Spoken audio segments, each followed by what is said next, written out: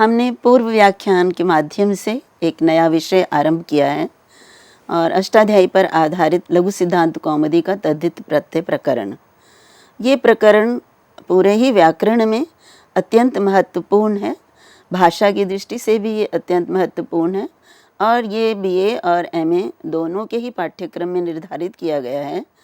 और लघु सिद्धांत कौमुदी ये ग्रंथ ऐसा ग्रंथ है जिसमें आचार्य वरदराज ने अष्टाध्यायी के सूत्रों को संक्षिप्त करके अष्टाध्यायी के सूत्रों को समझने में और प्रक्रियाओं को समझने में एक बहुत बड़ा योगदान दिया है। इसी संदर्भ में आज उसका तीसरा और चौथा भाग मैं आपके सामने प्रस्तुत कर रही हूँ। और इसमें जो हमारे सामने सूत्र है वो अश्वपत्यादिभ्यश्च ये सूत्र है। मैं आपको स्मरण दिलाना चाहूँगी कि पूर्व व्याख्यान में हमने तद्धित प्रत्यय किन्हें कहते हैं, तद्धित का अधिकार अष्टाध्यायी के किन किन सूत्रों में होता है और तद्धित प्रत्यय लगने पर क्या परिवर्तन होता है और तद्धित प्रत्यय किस पद में लगता है, ये समस्त चर्चा मैंने आपके सामने की थी। और तद्धित प्रत्यय क्योंकि एक अर्थ में नहीं होता है, अनेक अर्थों को बताने के लिए होता है और ये पदों से प्रयोग किया जाता है, तो वो भी मैंने आपके सामने प्रस्तुत किया था कि किन किन अर्थों में तद्धित प्रत्यय लगाए जाते हैं और उनसे किस प्रकार से नए शब्द बनकर और उनसे विभक्तियां लगकर नए पदों का निर्माण, नए पदों की संरचना की जाती है। तो उसी संदर्भ में आगे आपके सामने जो सूत्र मैं स्पष्ट करने जा रही हूँ उसमें कुछ विशेष पदों से लगने वाले तद्धित प्रत्यय के विषय में बताया है और वो है अश्वपत्यादिभ्यश्च। यहाँ पर जो इस सूत्र के अंदर जो पद हैं, एक तो है अश्वपति और आदि, अश्वपत्यादि संधि करके बनता है और भ्यश्च ये विभक्ति लगकर पंचमी भक्ति का प्रयोग है और षष्ठी भी कह सकते हैं इसमें, पंचमी षष्ठी दोनों। और उसके बाद च है, च के साथ संधि होकर अश्वपत्यादिभ्यश्च। तो इस सूत्र का अर्थ वृत्ति में दिया, एभ्यो अण स्यात् प्राग दिव्यतीयेष्वर्थेषु। अब यहाँ पर ये बताया कि एभ्यो, एभ्यो मतलब कि सूत्र में जो बताया गया अश्वपति आदि, अर्थात अश्वपति आदि गण, आचार्य पाणिनि ने अपना गण पाठ दिया है और एक पद पहला यदि हम सूत्र में प्राप्त करते हैं तो उसके अंतर्गत आने वाले जितने भी पद हैं उनके गण पाठ में देखे जा सकते हैं। तो इन्होंने अश्वपति आदि गण का पहला जो पद है, शब्द है अश्वपति, वो दिया है और इस अश्वपति आदि गण के अंतर्गत जितने भी अन्य पद आते हैं, अन्य शब्द आते हैं, वो सब, उन सब को इस सूत्र से कार्य होगा क्योंकि ये सूत्र कार्य कर रहा है, तद्धित प्रत्यय कर रहा है। तो एभ्यः का अर्थ यही हुआ कि अश्वपति आदि गण में पढ़े गए जितने भी शब्द हैं उनसे अण प्रत्यय होता है। एभ्यो अण स्यात्, उन सब से अण प्रत्यय होता है। अब किस अर्थ में होता है, मैंने आपको बताया कि तद्धित प्रत्यय किसी एक अर्थ में प्रयुक्त हो ऐसा नहीं है, तद्धित प्रत्यय अनेक अर्थों में प्रयुक्त होता है। अर्थात तद्धित प्रत्यय हम किसी भी अर्थ को प्रकट करने के लिए उस पद से लगा सकते हैं, परंतु उसको लगाने वाला, उसका प्रयोग करने वाला सूत्र होना चाहिए। तो यहाँ पे ये सूत्र हमें कह रहा है कि अण प्रत्यय लगाना है अश्वपति आदि गण में पड़े हुए शब्दों से, पदों से।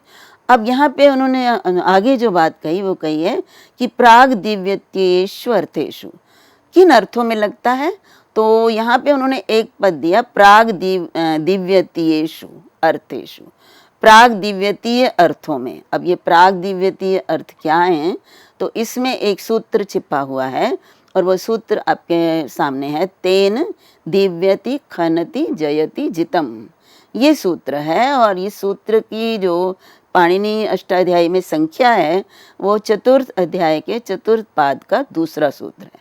तो तात्पर्य ये हुआ कि ये जो अश्वपत्यादिभ्यश्च सूत्र है ये चतुर्थ अध्याय के पहले पाद का 84 सूत्र है और इसके बाद जितने भी सूत्र आए कब तक, तेन दिव्यति खनति जयति जितम, इस सूत्र से पहले 442 से पहले तक जितने भी सूत्र कहे गए हैं तो वो सभी तद्धित प्रत्यय करने वाले, उनमें जो भी प्रत्यय बताए गए हैं वो तद्धित प्रत्यय ही हैं। क्योंकि मैंने पूर्व में ही आपको बताया कि तद्धित प्रत्ययों का अधिकार कहाँ तक चलता है, पंचम अध्याय की समाप्ति तक। और ये तेन दिव्यति खनति जयति जितम सूत्र चतुर्थ अध्याय के चतुर्थ पाद का दूसरा सूत्र है, अर्थात 5वें अध्याय से पहले पहले है। तो यहाँ जो शब्द था प्राग दिव्यतीश्वर्थेषु, इसका अर्थ ये हुआ कि तेन दिव्यति खनति जयति जितम सूत्र अर्थात चतुर्थ अध्याय के चतुर्थ पाद के दूसरे सूत्र से पहले पहले और अश्वपत्यादिभ्यश्च सूत्र के बाद आने वाले और इस सूत्र के अंतर्गत जो प्रत्यय कहा गया है। तो इन जो अश्वपति आदि शब्द हैं, इन सब से उन अर्थों में, उन सभी अर्थों में अण प्रत्यय होना चाहिए या अण प्रत्यय ही होगा। तो देखिए जो अश्वपति आदि हैं वो गणपाठ यदि हम देखें तो अश्वपति आदि गणपाठ पाणिनि का देखने पर हमें पता लगता है कि उसमें जो शब्द हैं वो हैं जैसे अश्वपति, ज्ञानपति, शतपति, धनपति, गणपति, स्थानपति, ये सारे के सारे जो शब्द हैं ये अश्वपति आदि गण के अंतर्गत गिनाए गए हैं। इसलिए हमें ये ज्ञात होना चाहिए कि जो अण प्रत्यय कहा केवल अश्वपति को नहीं, इस गण में पढ़े सभी पदों के लिए होता है। देखिए ये उदाहरण है हमारे सामने बहुत बड़ा, आचार्य पाणिनि का संक्षेप करने का जो उनका एक गुण है वो इसमें साफ दिखाई दे रहा है, क्योंकि उन्होंने केवल एक पद प्रयोग किया अश्वपत्यादिभ्यः, और उस एक पद के माध्यम से एक पद के द्वारा अनेक जो शब्द हैं जो इस गण में पढ़े गए हैं उनका बोध हो जाता है। केवल शर्त ये होती है कि हमें उस गण में कौन कौन से शब्द हैं इसका ज्ञात होना चाहिए। तो पाणिनि को एक एक शब्द गिनाने की आवश्यकता नहीं है। तो अब अश्वपत्यादिभ्यः का अर्थ हो गया कि अश्वपति आदि गण में पढ़े हुए जितने भी शब्द हैं उनसे किन अर्थों में अण प्रत्यय होता है। तो अर्थ हमने पहले भी किए हैं, और अर्थ आपके जो हैं उनमें जैसे अश्वपते अपत्यम, ये सारे अर्थ चतुर्थ अध्याय के चौथे पाद के दूसरे सूत्र से पहले पहले जितने भी सूत्र हैं उनमें ये सभी अर्थ वाले जो प्रत्यय हैं वो दिए गए हैं। तो वो मैं आपके सामने बताना चाहूँगी आपको कि एक तो अश्वपते अपत्यम एक अपत्यार्थक सूत्र है, दूसरा अश्वपते आगतः, आगत अर्थ में भी प्रत्यय होगा, और समूह अर्थ में भी होता है, जात अर्थ में भी होता है, और भी जितने भी अर्थ तद्धित प्रत्यय करने वाले बताए गए हैं, तद्धित प्रत्यय करने वाले प्रत्यय जिन जिन अर्थों में बताए गए हैं वो सभी उन सभी अर्थों में ये अश्वपत्यादि गण में पढ़े गए शब्दों से वो तद्धित प्रत्यय हो जाएंगे।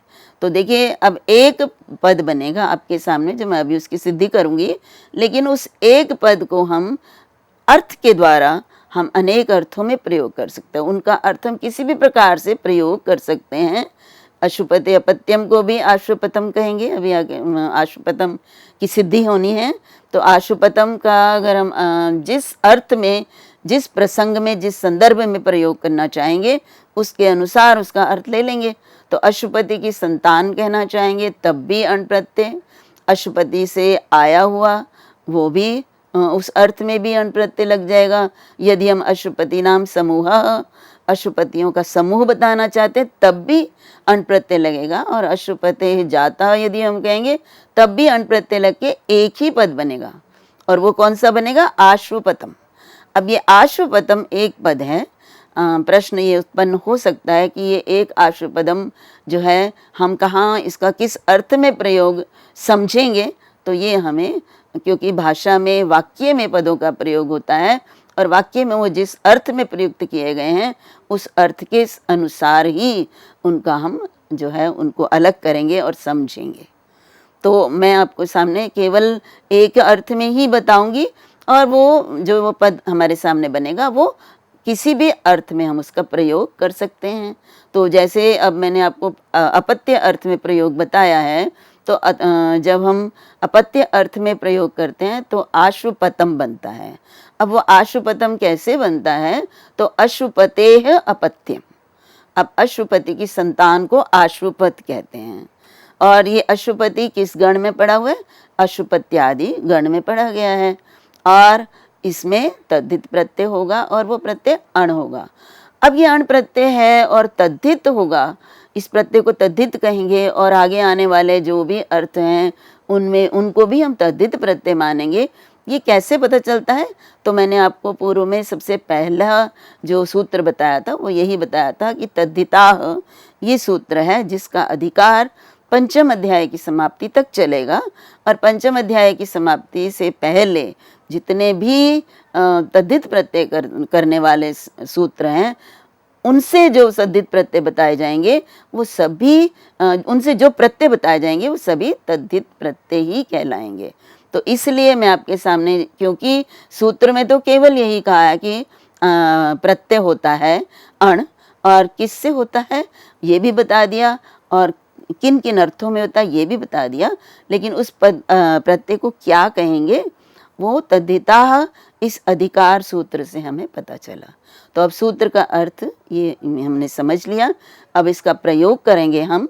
तो आशुपतम का जब हम विच्छेद करेंगे या उसको विग्रह करेंगे तो हम कहेंगे अशुपतेः अपत्यम, और अगर हम आगत के लिए कहेंगे तो अशुपतेः आगतः।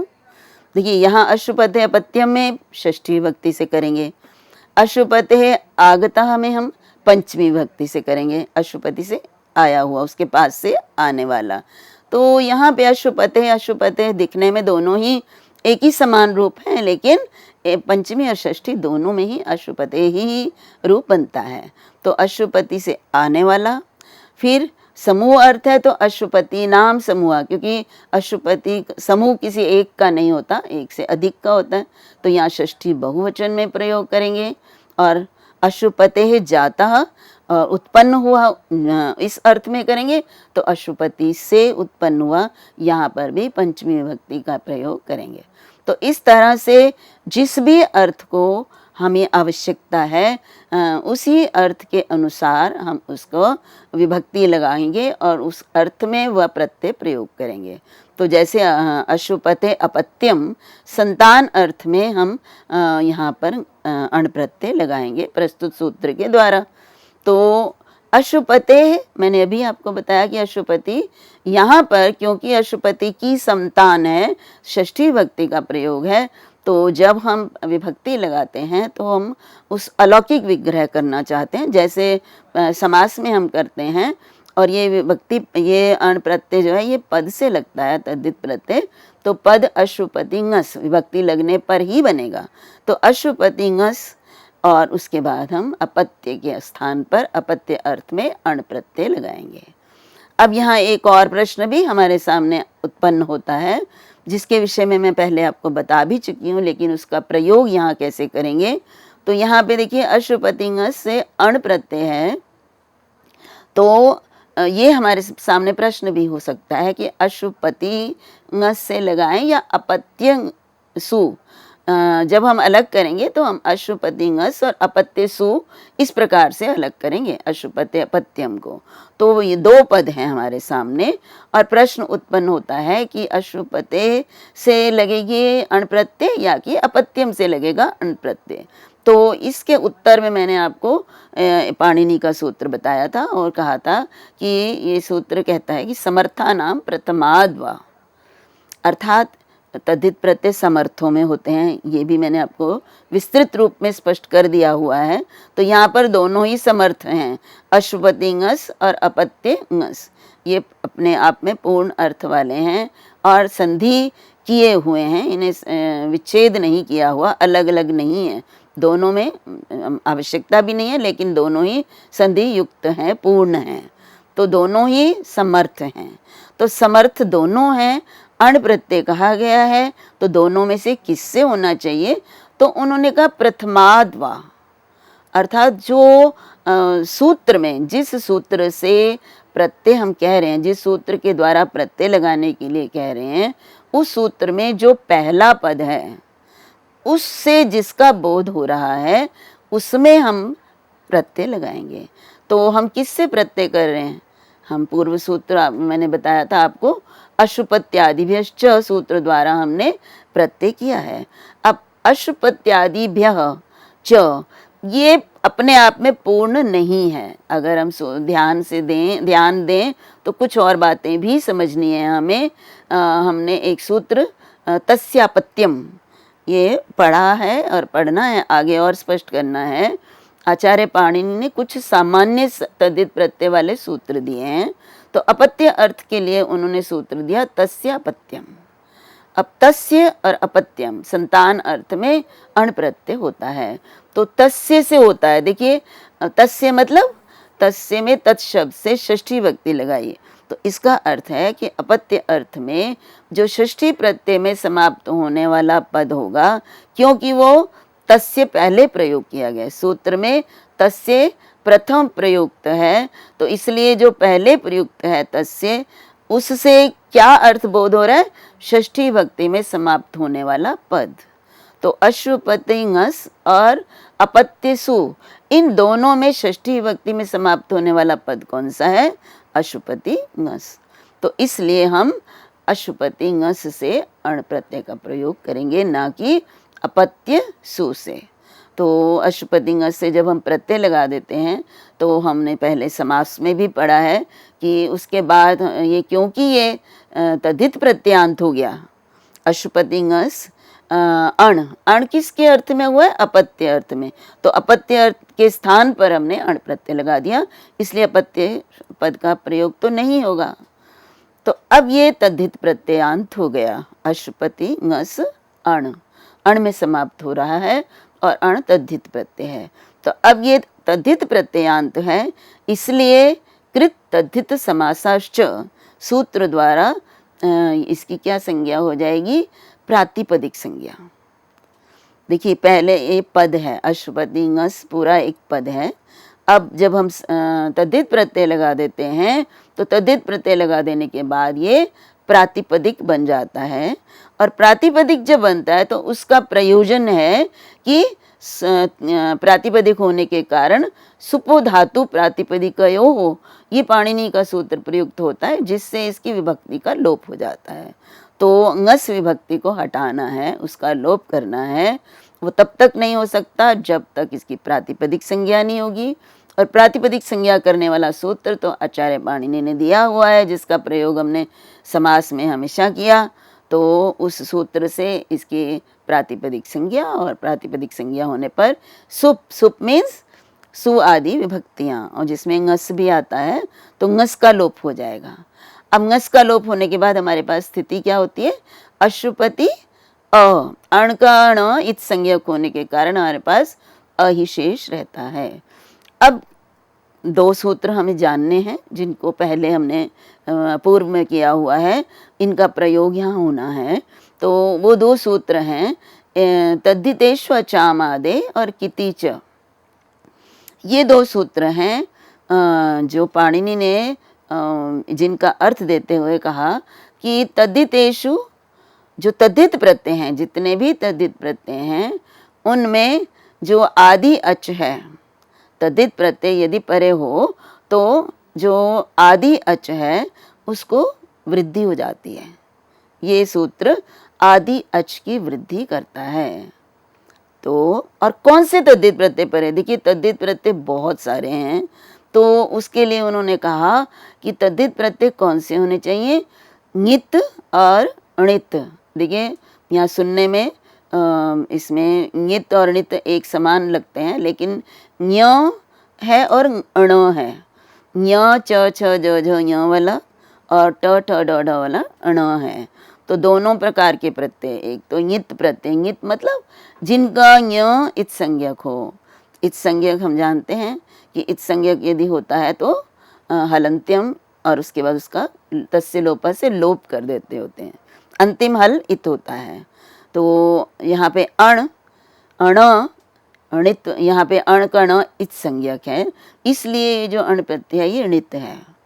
तो सूत्र में कहा कि यदि णित या ङित तद्धित प्रत्यय परे होता है तो आदि अच की वृद्धि होती है। अब अश्वपति में आदि अच कौन सा है? आदि मीन्स पहला अच, तो पहला अच कौन सा है? अ। तो इस पहले अच अ को वृद्धि हो जाएगी, क्योंकि इसके परे जो प्रत्यय है वो एक तो तद्धित प्रत्यय है, और दूसरा ण इसका इत संज्ञक है। तो णित तद्धित प्रत्यय परे होने के कारण अश्वपति के अ को वृद्धि हो जाएगी और हमारे पास बन जाएगा अश्वपति। अ को वृद्धि क्या होती है? वृद्धि के अंतर्गत क्या क्या आता है? वृद्धिरादेश सूत्र है जिसमें आ, ऐ और औ इनको वृद्धि कहते हैं। तो अ के स्थान पर समान होने के कारण या सवर्ण होने के कारण आ ये वृद्धि होगी। तो आशुपति बन जाएगा आशुपति अ। घस तो हमने पहले ही उसका लोप कर दिया, तो घस उसके बाद आशुपति अ। एक और सूत्र इसी संदर्भ में जान लेना है और वो कितिच। तो तद्धितेश्व चावादे में तो ङित और णित प्रत्यय परे होना चाहिए और कितिच सूत्र के अनुसार यदि कित प्रत्यय भी परे है अर्थात ऐसा तद्धित प्रत्यय जिसका क इत संज्ञक है उसके भी परे होने पर आदि अच को वृद्धि होती है। तो यहाँ वो इस संदर्भ में उसका प्रयोग नहीं है परंतु आगे इसका प्रयोग है, इसलिए हमें ये जानना आवश्यक है कि कौन से तद्धित प्रत्यय परे होने पर आदि अच को वृद्धि होती है।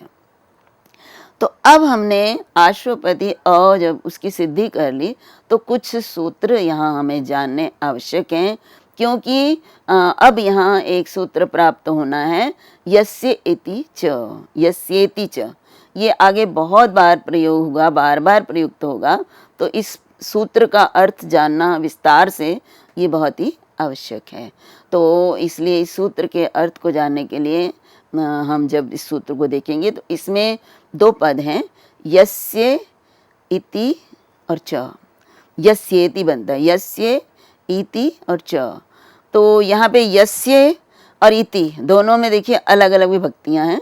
तो यस्य और यस्य में भी य है और य संधि किया हुआ शब्द है और य में ई और अ मिले हुए हैं। जब हम ई और अ को संधि कर देते हैं तो इको यणचि सूत्र द्वारा य हो जाता है। तो इसलिए यस्य मीन्स य के स्थान पर अर्थात ई और अ के स्थान पर, तो यस्य। तो और इति च, तो यहाँ पे इति च मीन्स ई परे हो या जो है तद्धित प्रत्यय परे हो। तो ई परे हो या तद्धित प्रत्यय परे हो तो क्या हो जाता है, जो है ई और अ में समाप्त होने वाले भ का लोप हो जाता है। देखिए ये बड़े ध्यान से समझना है हमें कि भ के अब कैसे, देखिए दो चीज़ें हैं हमारे पास, उन दो चीज़ों को समझना है। एक तो यस्य, यस्य मीन्स ई और अ का लोप होना है। अब वो ई और अ कैसे होने चाहिए, तो वो भ संज्ञक के ई और अ होने चाहिए। जिस ई और अ का लोप होना है वो ई और अ उसके होने चाहिए जिसकी भ संज्ञा है। और परे क्या रहना चाहिए, ईकार या तद्धित प्रत्यय।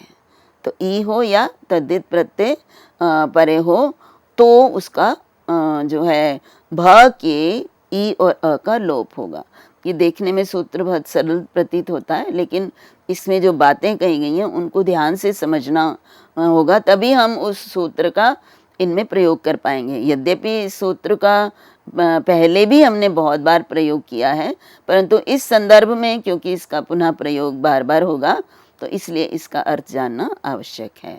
तो इस सूत्र के अंतर्गत जब हमने ये यस्येति च में देखा तो हमने आपके सामने ये बताया कि भ संज्ञक के ई और अ का लोप होगा। अब भ संज्ञक के ई और अ का लोप होगा तो भ संज्ञा क्या होती है ये जानना बहुत ही आवश्यक है। पाणिनि का सूत्र है यचि भम, उसमें भ की परिभाषा दी गई है कि भ किसे कहते हैं। तो यहाँ देखिए यचि में दो पद हैं, एक तो य हलंत और एक अचि।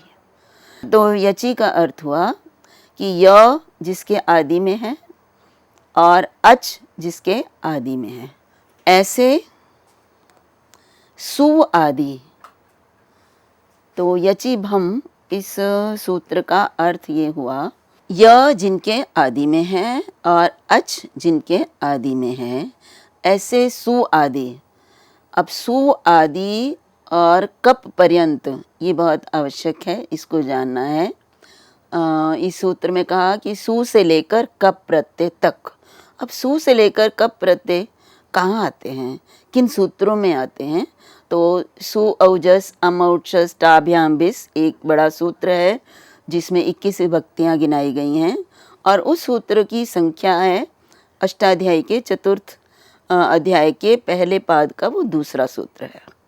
तो इसके सु को लेकर और कप प्रत्यय वाला सूत्र है ओरह प्रभृति भ्य कप, और वो अष्टाध्यायी के 5वें अध्याय के चतुर्थ पाद का 151 सूत्र है।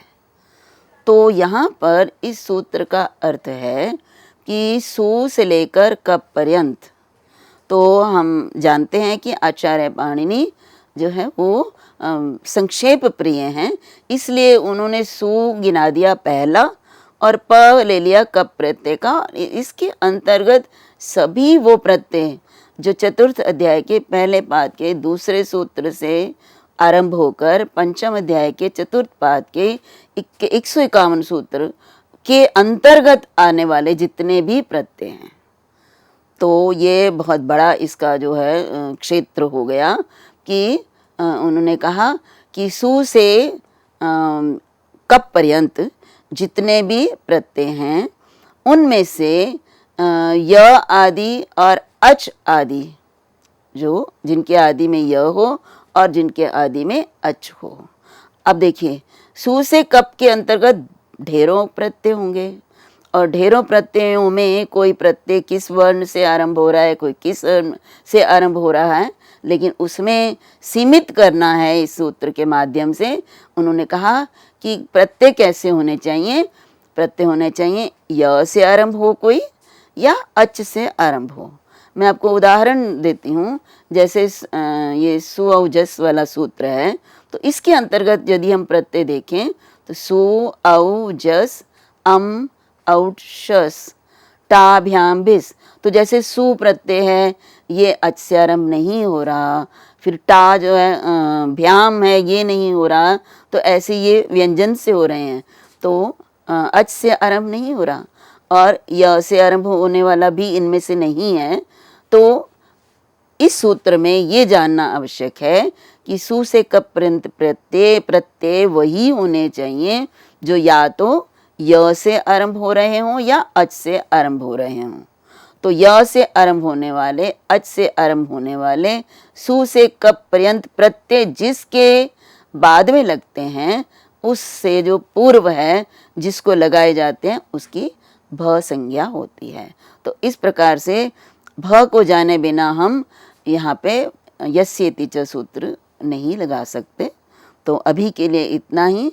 इस भ संज्ञक का प्रयोग करके किस प्रकार से आगे प्रत्यय लगाए जाएंगे ये मैं आपको अगले व्याख्यान में स्पष्ट करूँगी। तब तक के लिए आप सभी को मेरा नमस्कार।